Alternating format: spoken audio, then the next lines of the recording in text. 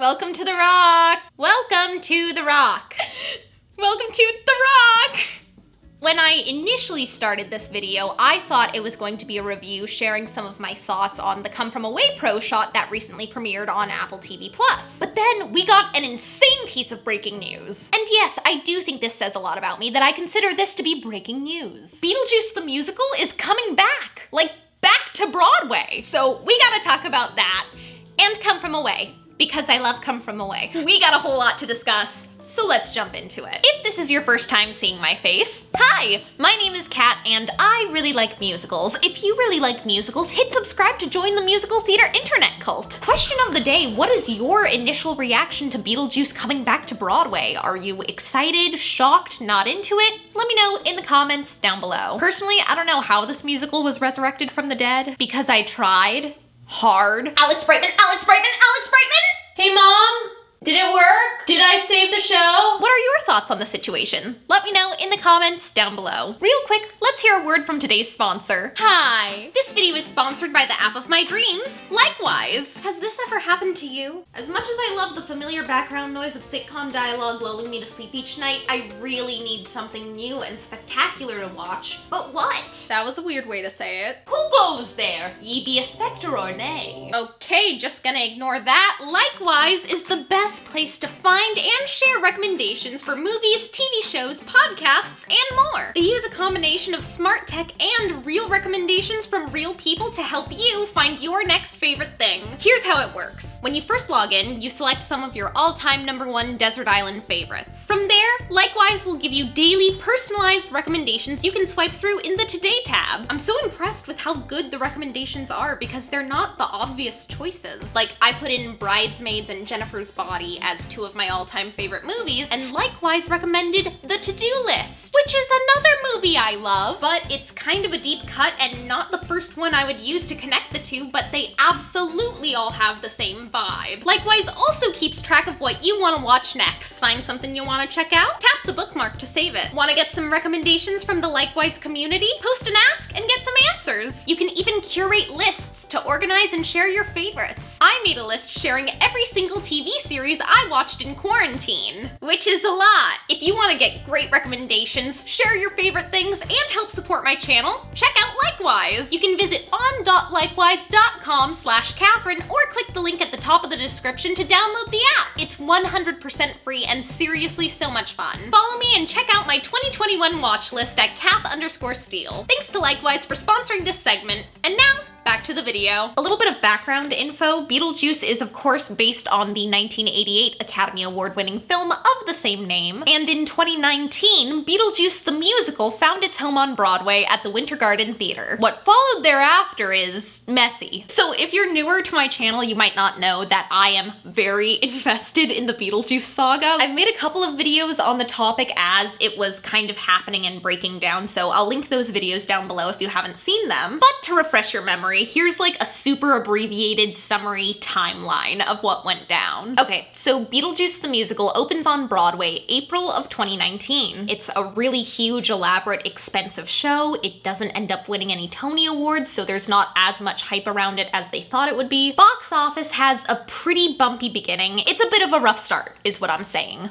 But popularity starts to increase around Halloween time, in large part thanks to TikTok. However, by December, once they're finally starting to see some good numbers come in, it's announced that Beetlejuice will be evicted from the Winter Garden Theater that June in order to make room for a revival of The Music Man. Music Man is going to be starring Hugh Jackman and Sutton Foster, so financially it's probably going to be a massive win. Beetlejuice, on the other hand, was still severely in debt, like they hadn't turned a profit yet. So Beetlejuice was evicted from the Winter Garden using a contractual clause that if a show doesn't reach a box office quota for a certain number of weeks, a theater can kick them out. So that's what they did. So technically Beetlejuice wasn't closing on Broadway, it just needed to find a new home. But again, they were still very much in debt, and it would cost like $2 million to move the set. alone just to move. Furthermore, it's not only a money problem, it's a capability problem. Not all Broadway theaters are built the same. Beetlejuice, as you can probably imagine, is a very technically complex show. You need lots of wing space. So out of money and out of options, it seemed like Beetlejuice was headed for certain death. And then the pandemic hit. It was announced nearly immediately that Beetlejuice would not reopen post-quarantine, making its final curtain March 11th, 2020. And it was gone.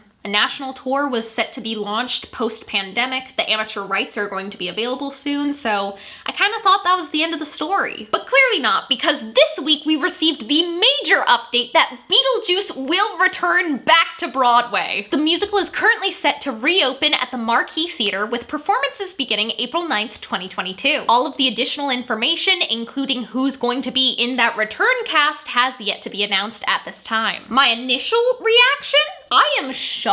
Like, shocked. I did not see this coming. Like, I didn't know what was possible within our current financial climate, but I am so pumped though. Beetlejuice has gained a massive new following during quarantine, and I'm so excited that the newer fans are going to get a chance to see it on Broadway. I think it'll also bring in a lot of people who might not have otherwise wanted to see a musical on Broadway. From a financial and ticket sales perspective, that's great because it's like a whole new market, but I love these shows, these like get your foot in the door kind of musicals, the kind of shows that get you obsessed with musical theater and you want to see more and learn more. And I think Beetlejuice is doing that for a lot of people, so I am beyond pumped to see it back. I'm also curious to see what other special events will take place in the wake of Broadway's reopening. Waitress, another fan favorite musical that recently closed, has returned for a limited engagement starring Grammy Award-winning composer of the show, Sarah Bareilles. Showstoppers is this incredible Broadway costume exhibit. You can see the actual designers from the shows working on the costumes for the reopening in the exhibit. How do you top that? Like, what's gonna happen next? A full reunion revival of the 2009 production of Hair? Please let it be that, please let it be that. When I saw Beetlejuice, I really enjoyed it. The spectacle, the humor, that cast. It's a really fun show, super entertaining. I actually vlogged the whole experience, so if you want to see that, I'll link that video down below. You smell unbelievable. Whoa. Speaking of special events, let's talk about Come From Away. This is a pro shot of the Broadway production, and it premiered on Apple TV Plus earlier this week. If you've been around my channel for a while, you might know that Come From Away is in my